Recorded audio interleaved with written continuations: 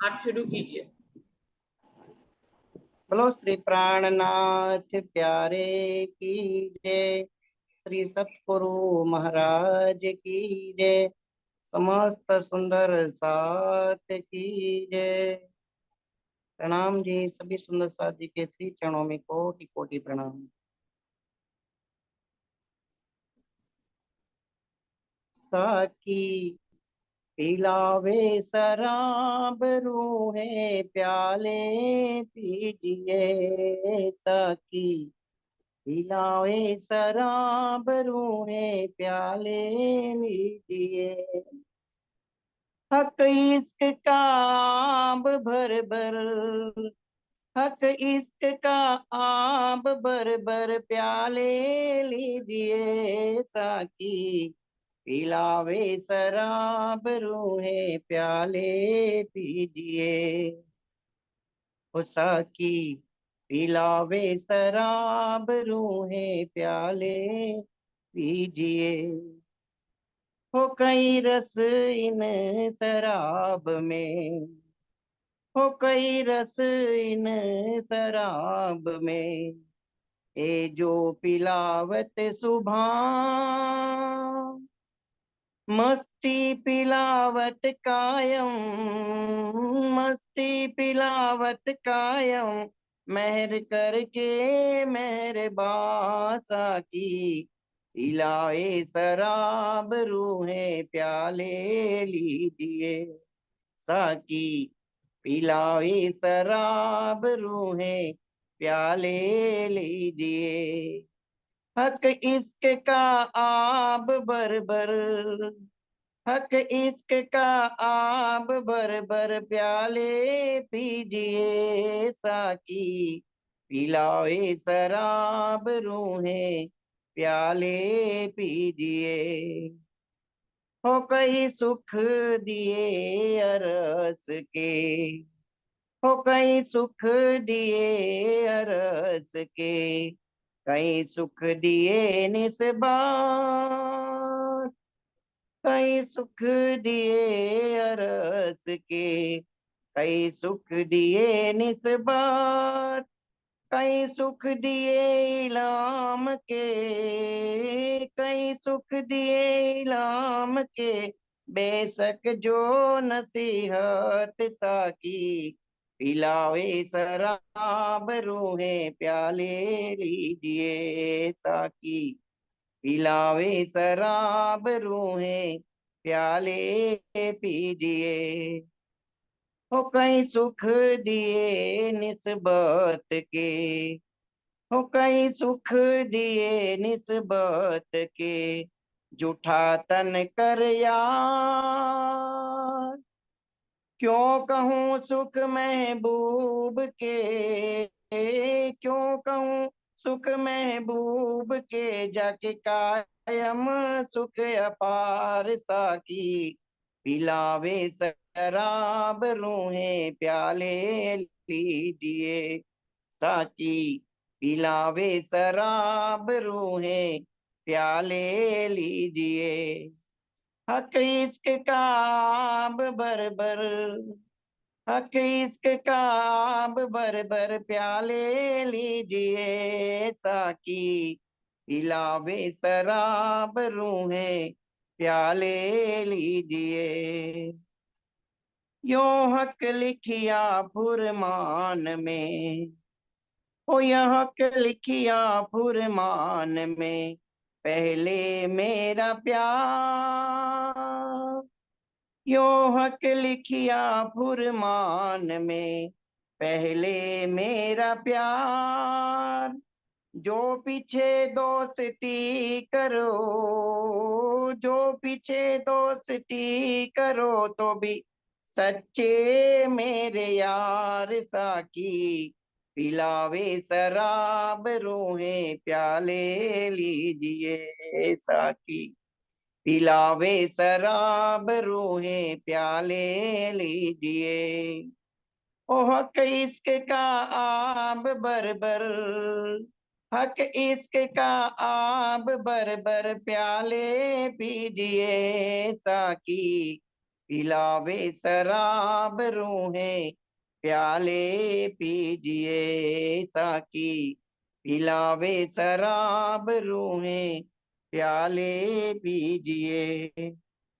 हो कहती कहूँ मेरे महबूब की, हो कहती कहूँ मेरे महबूब की, रूह देखो सहूर का। हो कहती कहूँ मेरे महबूब की, रूह देखो सहूर का। श्री मोहम्मद कहे मेरे अलेखे, श्री मोहम्मद कहे मेरे अलेखे, जो देखो नूर की नजर साकी, पिलावे शराब रूहें प्याले लीजिए साकी, पिलावे शराब रूहें प्याले लीजिए। ओ हक इश्क का आब बरबर, हक इश्क का आब बरबर प्याले पीजिए साकी, पिलावे शराब रूहें प्याले पीजिए साकी, पिलावे शराब रूहें प्याले पीजिए। प्रणाम जी। बस श्री प्राणनाथ प्यारे की जय। सभी सुंदर साथ जी के प्रणाम श्री चरणों में कोटि कोटि प्रणाम जी। प्रणाम जी, प्रणाम जी, बहुत अच्छा गाया। धन्यवाद हरीश भाई। दीदी आप शुरू कर लो। हाँ जी, प्रणाम जी। प्रणाम जी। बोलो दीदी श्री आवाज प्राण। बहुत कम आ रही है। अच्छा, आवाज आवाज कम आ रही है। बहुत कम आ रही है दीदी।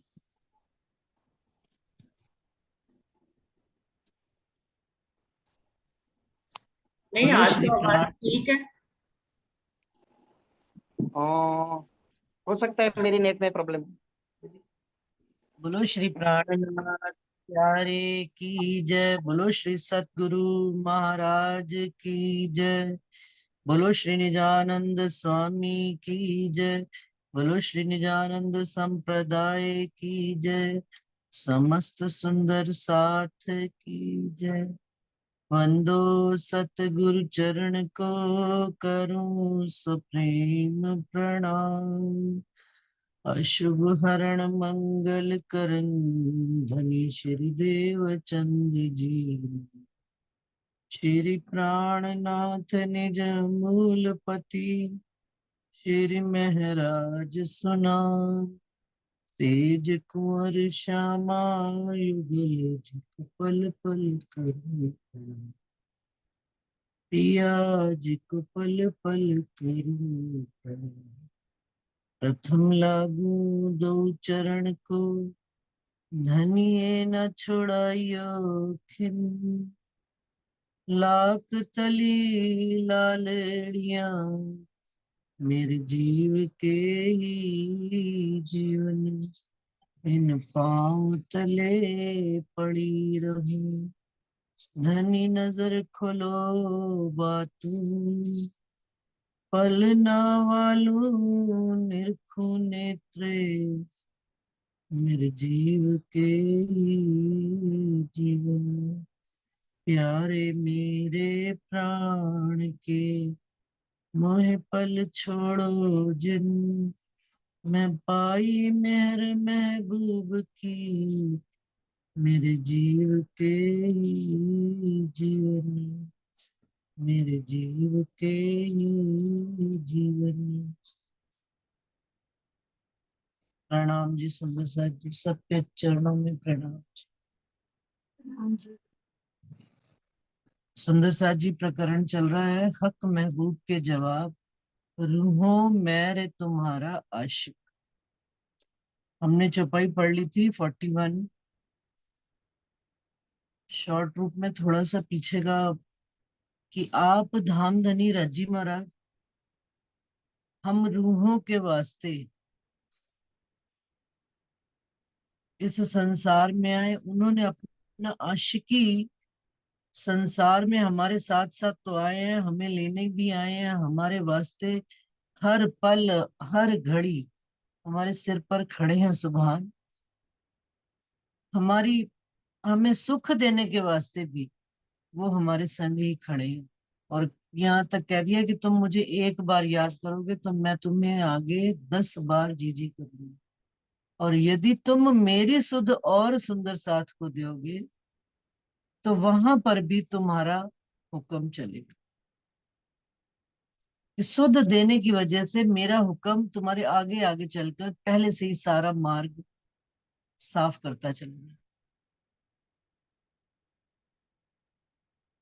तो वो कहते हैं कि सुकन जो कहे गए हैं, यहाँ तक कि मोहम्मद ने जो चढ़ उतर कर दिखाया है अर्श में, फर्श से अर्श पर और अर्श से फर्श पर चढ़ना उतरना क्या है, मेराज नामा दर्शन की रात्रि, वो भी हम मोमिनों के वास्ते ही चढ़ उतर कर दिखाएंगे। कारण कि हम ये विचार करके देखें कि राजी महाराज यदि अक्षर ब्रह्म को अपने सन्मुख ले जाकर सारी बातें कर सकते हैं, तो हम रूहें उस घर की ही वासी हैं। हमारे वास्ते ही ये सारा मार्ग प्रशस्त किया गया कि हम इन राहों पर चलकर देखें और धनी के कदमों पर कदम रखकर धनी के सन्मुख हो जाए। यहाँ तक कि उन्होंने कहा कि वेद कतेब में सारी बात कही गई है, परंतु लेंगे कौन, केवल मोमिन ही लेंगे। कुरान में 90,000 हरफ कह दिए गए, दो एक सुकन ही पढ़ने वाले मुसलमानों ने लिए। दो एक सुकन क्या लेने, कि केवल शरह की ही बंदगी ली, उन्होंने शरीयत बंदगी को ही प्रधानता दी। बाकी जो हकीकत और मार्फत का ज्ञान ना उनके वास्ते था, ना उन्होंने खोला और ना उनसे खुला। खोला क्या, उनसे खुला ही नहीं, उनको हुक्म ही नहीं था खोलने का। वो भी राजी महाराज ने हमारे वास्ते छिपा के रखा हुआ था कि जब मोमिन आएंगे, मोमिन ये हरफे मुक्तात पढ़ेंगे तो उनको ये सारे राज खुलते चले जाएंगे। और ऐसा सुंदर सा जी हम देखते भी हैं कि कुरान के वो लोग वही जहरी अर्थों में पड़े हुए हैं, और राजी महाराज की मेहर और कृपा से हमको सारी बातें कुरान की राजी महाराज ने खोल दी। सतगुरु महाराज ने कोई चीज छुपा के रखी ही नहीं है। तो कहाँ पे कह दिया आगे उन्होंने, शब्द फना गए रात में, किया बक्का शब्दों फजर, कुफर अंधेरी मिट गई, उड़ गई, बोल पाइए न बक्का बिगड़। कि अब धनी के इन वचनों ने ऐसा चमत्कार करके दिखाया कि जो अंधकार की रात्रि थी, जो पूर्ण जीव संसार, जो 14 लोक 14 तबक अंधकार से ही भरा हुआ था, वो अंधकार मिटकर बिल्कुल उजाला हो गया इन शब्दों की ताकत से। इन वचनों में ऐसा ऐसा दम है, ऐसी लज्जत भरी हुई है कि इन्होंने हमारे अंदर के अंधकार को मिटाकर प्रकाश कर दिया। तारतम वाणी के द्वारा जो अंधकार, जो स्वप्न की बुद्धि का अहंकार अंधकार था, उसको हटाकर रज्जी महाराज ने तारतम वाणी के द्वारा जागृत बुद्ध और निज बुद्ध के ज्ञान के द्वारा हमारे अंदर प्रकाश ही प्रकाश कर दिया। और अब ऐसा वक्त हो गया कि अब कोई बक्का के बगैर और कोई शब्द मोमिन बोलते ही नहीं है। धनी पिया पिया तू ही तू, श्यामा महारानी, अपने अर्श परम धाम के 25 पक्षों का मंथन, चितवन, चर्चनी, वाणी मंथन, बस यही मोमिनों का काम है। मोमिनों को धनी ने बरी कर दिया संसार से। एक गया था अव्वल रसूले इत आए, सो रूहे रूह अल्लाह इमाम फजर करीब बना। ये बात अव्वल से पहले दिन से ही किन्होंने कह दी थी, रसूल साहब कह गए थे कुरान में कि भाई एक वक्त ऐसा आएगा, चारों तरफ प्रकाश ही प्रकाश होगा, रोशनी ही रोशनी होगी, फजर हो जाएगा। और वो कौन बनेंगे, रूहे रूह अल्लाह और इमाम। रूहे श्यामा महारानी और राजी महाराज का स्वरूप, प्राणनाथ जी का स्वरूप जब इस संसार में आएगा तो चारों तरफ फजर ही फजर, प्रकाश ही प्रकाश, दिन हो जाएगा, रात मिट के दिन हो जाएगा। और वही ऐसा ही हो रहा है। अव्वल कया इलम ल्यावसी, आया तिन से ज्यादा बेशक, सो नीके लिया मोमिनो पाई अर्श मार्फत हक।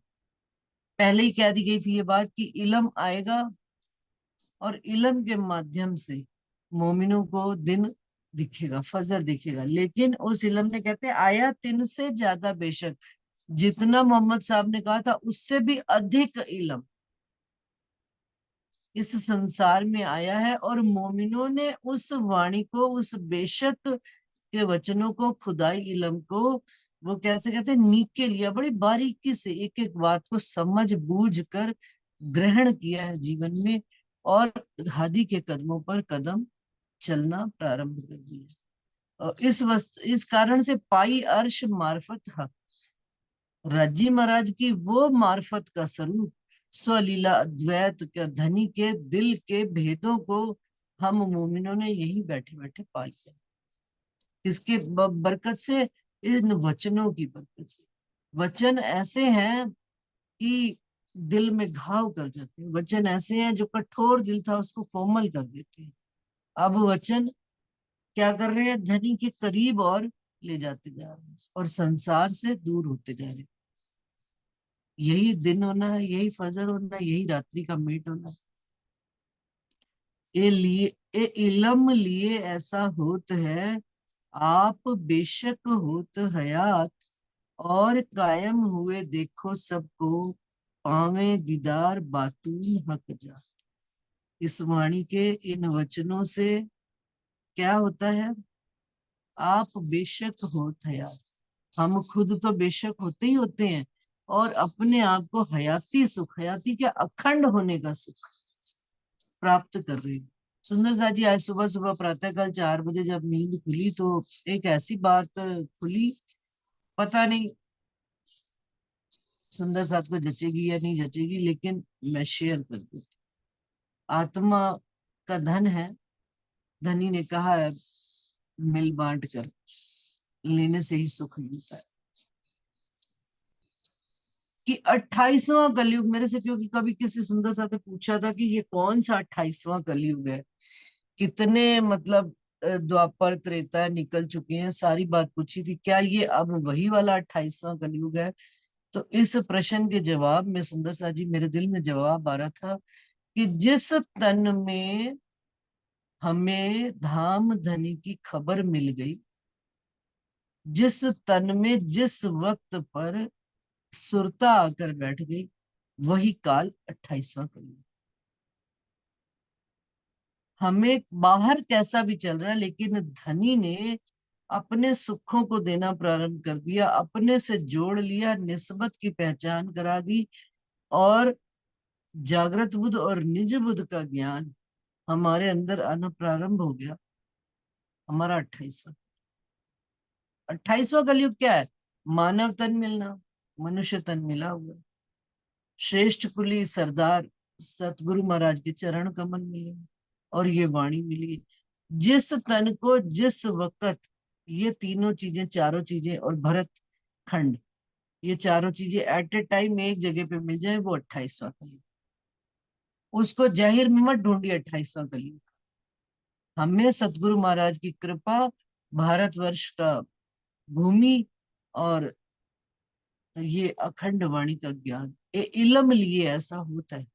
क्या, आप बेशक होत है यार, कि हम स्वयं, हमें अब किसी और से बेशकी की जरूरत नहीं है। हमें कोई कंफर्म करे, हम पर स्टैंप लगाए कि भाई तुम उस घर के हो। सतगुरु महाराज ने बता दिया कि हम उस घर के रहने वाले हैं, और उसके बाद अब मेरी आत्म ने साक्षी दे दी, तो आप बेशक होए हयात। अब हम जिस जितने जितने बेशक होते चले जा रहे हैं, उतना साथ साथ अखंड सुख, अखंडता को प्राप्त करते जा रहे हैं। ना मिटने वाली जो अंदर अखंड निध हमने इकट्ठी कर ली है चित्त में, वो हमको हयाती सुख दिए चले जा रहे, अखंडता के सुख दे रहे। किससे होता है, ये इलम लिए ऐसा होता है। और कायम हुए देखे सबको, खुद तो अखंड हो ही रहे हैं, और कायम हुए देखे सबको, और साथ साथ अपने आसपास के ब्रह्मांड को भी अखंड होता हुआ देख रहे हैं। पावे दीदार बातून हक जात, और रज्जी महाराज के बातूनी स्वरूप का भी साथ साथ दीदार कर रहे हैं। ये किनको सुख मिल रहा है, ये जिन्होंने यहाँ पर बैठकर इस संसार में धनी के इस इलम से जुड़कर धनी के स्वरूप को जाना है, समझा है, पहचाना है, अपने स्वरूप को जाना है, अपने अंदर कौन सी सृष्टि है इसको देखा है, महसूस किया है, तो अखंड सुखों को हम प्राप्त हो रहे हैं। और धनी के भी बातून स्वरूप की पहचान होती चली। देखी भिष्ट, देखी अपनी भिष्ट आप नजरो। अब किसी और से पूछने की जरूरत नहीं है कि मैं पहली भिष्ट में हूँ, दूसरी में हूँ, चौथी में हूँ, पांचवी में हूँ, छठी में हूँ, क्या आठवीं, सातवीं, आठवीं और पहली दूसरी में गिन लो, पहली दूसरी तीसरी में हम कौन सी जगह पर हैं। और सातवीं आठवीं जीवों की में देख लो आप, स्वयं को आप अपनी भिष्ट स्वयं अपनी नजरों से देखिए। आपकी आत्मा आपको गवाही दे देगी, आपका जीव आपको गवाही दे देगा कि हम कौन सी भिष्ट के मालिक हैं। जो होसी बक्का परवान, सब कर्म काटे हक इलम से। सारे कर्म कांड रज्जी महाराज के इस मार्फत के ज्ञान में, इस हकीकत के ज्ञान में हमारे शरीयत और तरीकत के सारी जालियां काट के फेंक दी। अब हमारे जीवन में कोई शरीयत नहीं है, जहरी शरीयत नहीं रहेगी। जहरी शरीयत से क्या मतलब कि भाई नहा धोकर ही धनी को याद करना है। अब जाग राजी महाराज 4 बजे खोल देते हैं, नहाया नहीं जाता, उठकर बैठ गए, तो धनी को याद करने के लिए क्या जरूरत है कि हम क्या खोले और क्या ना करें। बस जो धनी ने दिया हुआ है उनको राज शर्मा जी करते जीवन कट जाए, और क्या चाहिए। तो कहते हैं सब कर्म काटे हक इलम से। कर्म कांडों की जितनी जाली थी वो धनी ने काट दी अब हमारी, किससे? इस हकीकत के ज्ञान से। मेरे जीव के अंदर जब वो ज्ञान उतर रहा है आत्म की निस्बत की वजह से, तो अब ये जीव भी आत्म की तरह ही उन सुखों को लेने के लिए तत्पर रहता है हर समय। और जब धनी उसको जगा देवे, जागृत अवस्था तो जगा देवे क्या, बार बार, क्योंकि ये तो सुंदर सा जी माया ऐसी है कि बार बार माया का आवरण चढ़ता रहता है। और धनी भी ऐसे मेहरबान है कि वो अपनी मेहर और कृपा हम पर बार बार वो करते ही रहते हैं और हमें अपने चरणों से जोड़ते रहते हैं। तो हकीकत का ज्ञान आने से क्या है, हमारे जाहिरी कर्मकांड सारे। अब हमें आवश्यकता नहीं है कि हम मंदिर में जाएं नियम से और नियम पालन करें। क्यों? नियम पालन की जितना वक्त था राजी ने कटवा दिया। अब धनी चाहते हैं दिल में बैठे धनी को देखें हम, उनके स्वरूप का ख्याल करें, उनका विचार करें। अब ये मंदिर है। आत्म रूपी स्वरूप के अंदर परात्म और धनी के स्वरूप को देखना ही मंदिर जाना है। बाहर जितना राजी करवा सकते हैं करने के लिए मना नहीं किया जा रहा। लेकिन जो चुपई यहाँ पर आ रही है कि जब अपनी भिस्त अपनी नजरों से देख ली और धनी के इलम से सारे कर्म कांड कट गए, ये देखी बेशक मेहर सुभान। ये भी राजी महाराज की मेहर से ये बेशकी भी उन्होंने ही हमें दिखाई। देखिए सुंदर सा जी, बेशकी का कितना गहराई से बेशक होना कहा। हम ऊपरी ऊपरी बेशक कहते नहीं, हम तो हो गए बेशक, हम हमें तो कोई संशय नहीं रह गया, जहरी संशय खत्म हो गया। और अंदर के चलिए, बाहर अंदर के आत्म के हो गए, तो इतना संशय मिट जाए कि आपको अपनी भिष्ट भी जाहिर हो जाए स्वयं, कि मैं पहली भिष्ट में बैठी हूँ, दूसरी में बैठी हूँ, तीसरी में बैठी हूँ, या आठवीं में जाऊंगी, मेरे लक्षण कैसे, किसी और इतनी बेशकी आ जाए। इस तरह से ये भी धनी ने इतनी मेहर कर दी है हमें, हमारा अखंड स्थान तक हमें जीते जी यहीं पर ही बता दी और दिखा रहे हैं हम। हक तरफ जाने नूर अक्षर और दूजा न जाने कोई, पर बातून सुध तिनको नहीं हक इल्म दिखावे सोए। क्या? हक की तरफ पूरे ब्रह्मांड में केवल एक अक्षर ब्रह्म जानते हैं, और तो किसी को खबर ही नहीं है। क्योंकि अक्षर ब्रह्म की भी खबर कुछ गिने चुने ग्रंथों में ही है। और दूजा ना जाने कोई, तो फिर अक्षर पार वतन धाम की और राजी महाराज की सुध संसार में और किसको भी।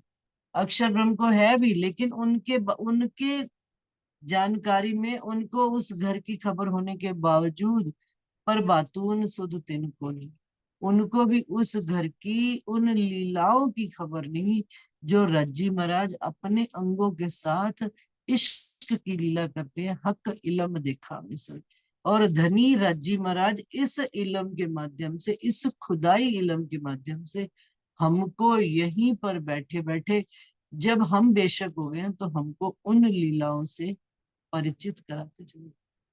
उन लीलाओं को परिचित थोड़े कराए जाए, हम हमें उस लीलाओं में हम खेल रहे हैं। ये बात ये इलम बता रहे हैं कि ब्रज में कौन था, हम थे। रास में कौन थे, हम थे। ब्रज और रास याद आए ना आए, लेकिन परमधाम की 24-25 पक्षों की अष्टपहर 24 घड़ियां में जो लीला होती थी, वो उस लीला में हम आज पार्टिसिपेंट, हम उसके खेलनहार हैं। ये बात इस वाणी के द्वारा उन्होंने, राजी महाराज ने इस इलम के द्वारा हमको बेशक कर, इस धनी ने अपने स्वरूप की ऐसी पहचान दे दी, अपने घर की ऐसी निस्बत बता दी, संबंध बता दिया कि हमें बेशकी होगी कि मैं ही तो खड़ो गली में नहा रही हूँ, दूसरी भूमि में मैं ही तो अपने प्रतिबिंबों के साथ खेल रही हूँ, चौथी भूमि में नवरंग बाई भी मैं ही हूँ, पांचवी भूमि में धनी को, पांचवी भूमि में उनके मंदिर से उठा कर लाने वाली भी मैं ही, मेरी ही आत्मा है। तीसरी भूमि तक लाकर उनको श्रृंगार भी मैं ही करा रही हूँ, भोजन भी मैं करा रही हूँ, बाल भोग नाश्ता भी मैं करा रही हूँ, लाड बाई के जुथ में भी मैं हूँ। जिधर देखो धनी के 40 जुत्थों की सखियों के स्वरूप में मैं स्वयं को ही देखती हूँ।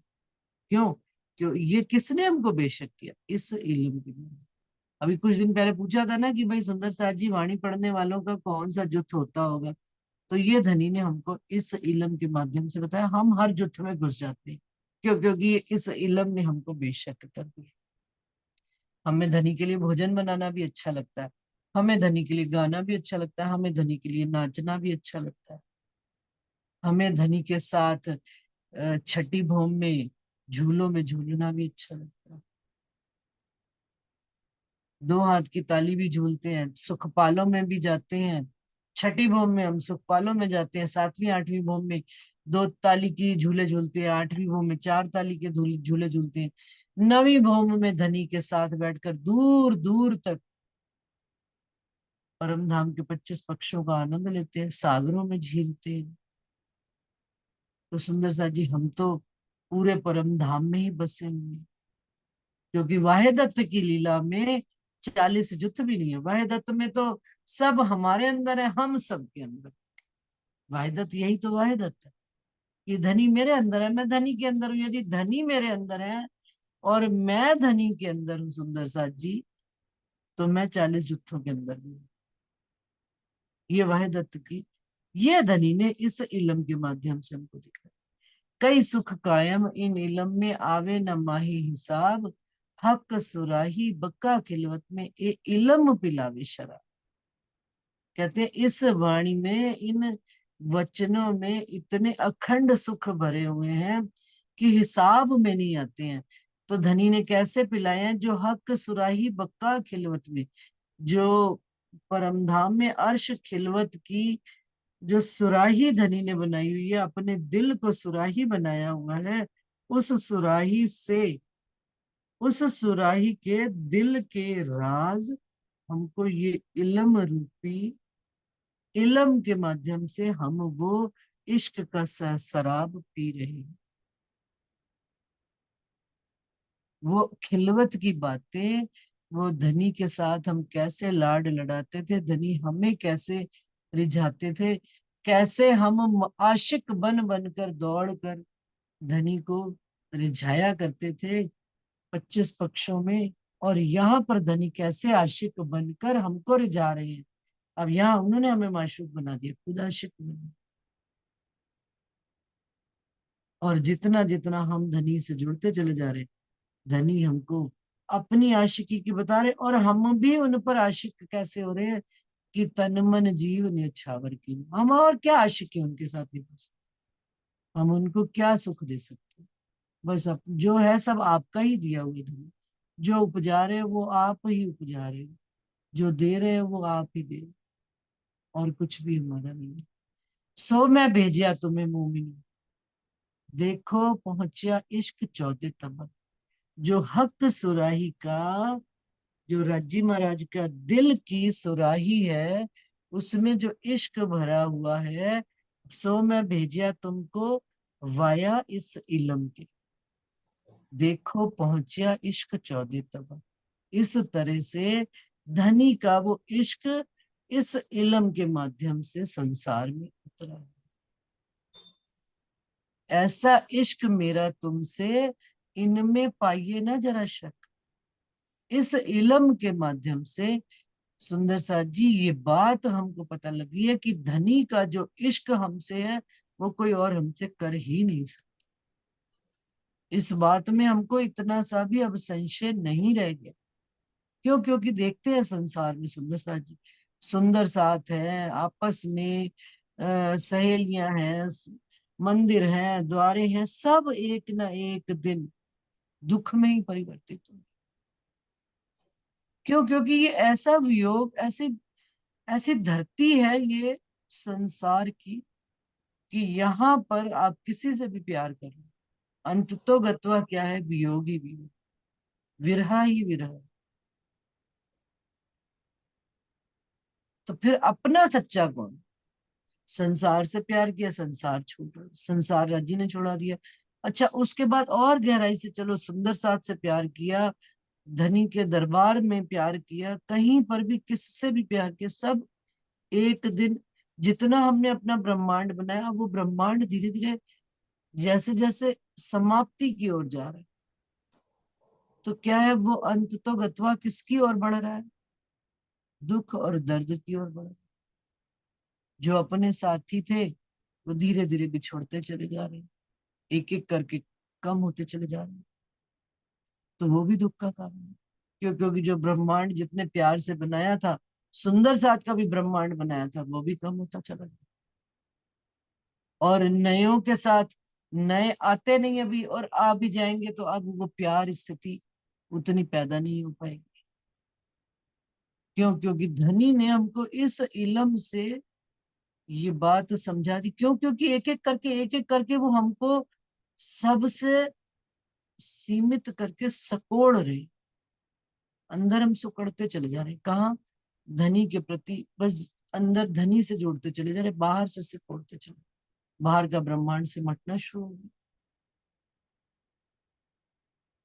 इस बात में भी धनी ने कोई शक नहीं रखी कि आपका ही इश्क परवान चढ़ रहा है, और कुछ नहीं।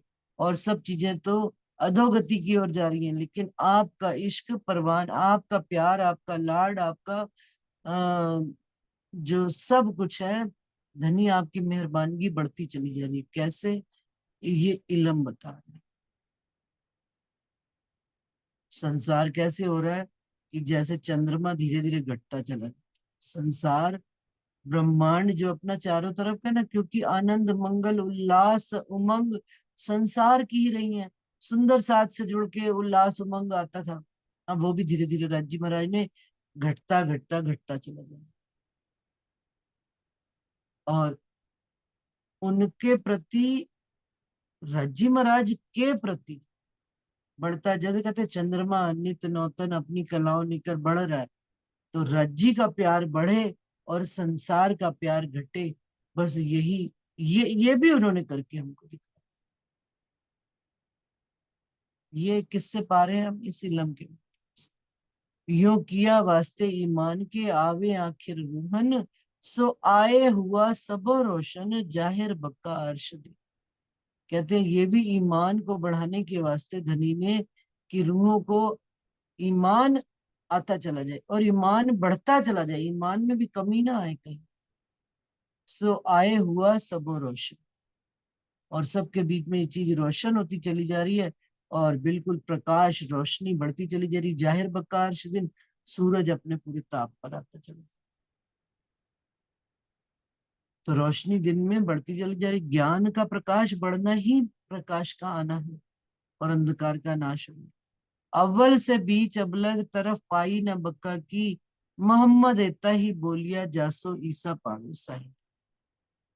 आज दिन तक परम धाम की तरफ की खबर किसी को थी ही नहीं, और मोहम्मद भी इतने ही बोले हैं मोहम्मद बहुत ज्यादा, मोहम्मद ने 90,000 हरफ जरूर वर्ड कहे सुने हैं, रज्जी से बातें करी, लेकिन उन्होंने बहुत कुछ इशारतों में बात, थोड़ी सी अपनी साहिदी के लिए गवाही छोड़ दी है। तो ईसा रूह अल्लाह भी, तो इस ताकि ईसा रूह अल्लाह को आगे बढ़ने में, यानी शामा महारानी को आगे बढ़ने में आसानी रहे, गवाही मिल जाए उनको, वो कहते हैं। तो सो लई रूह अल्लाह साहिदी, दूजी साहिदी आप दई, त्यों करी इमाम जाहिर, जो सब में रोशनी भई। अब वो रूह अल्लाह श्यामा महारानी ने हमको कुरान में से साहिदी कब दी? जब दूसरे जामे में इमाम मेहंदी के तन में आकर बैठी, तब उन्होंने एक अपनी साहिबी दी कि मुझे धनी ऐसे मिले, और कुरान में से एक साहिदी उन्होंने पहले कुरान में से दी कि मोहम्मद को धनी ऐसे मिले, और दूसरी साहिदी उन्होंने अपनी स्वयं की दी श्यामा महारानी ने कि मुझे धनी ऐसे मिले, त्यों करी इमाम जाहिर। तीसरा फिर इमाम मेहंदी प्राणनाथ जी के द्वारा इस संसार में रज्जी महाराज की गवाही जाहिर हुई, और उसके बाद सब में रोशनाई फैलती चली गई रज्जी महाराज की इस ब्रह्मांड में। जो जो धनी के चरणों में आता गया उसके दिल में रोशनाई फैलती गई। लई ईसे मोहम्मद की साहिदी, बक्का जाहिर किया इमाम, हक हादी रूहन की करी खिलवत जाहिर तमाम। क्या किया ईसा, अब प्राणनाथ जी ने क्या किया कि ईसा मोहम्मद की साहिदी, श्यामा महारानी जी की साहिदी ली, गवाही ली ब्रजराज की, और बक्का जाहिर किया इमाम, और प्राणनाथ जी ने अखंड परम धाम को इस संसार में जाहिर कर दिया, और हक हादी रूहन की, और क्या क्या जाहिर किया उन्होंने? रज्जी श्यामा जी और रूहों के बीच में जो खिलवत खाना, जो इश्क रबद, जो संपूर्ण बातें परम धाम की 25 पक्षों की यहाँ आकर खुलासे से जाहिर कर दी।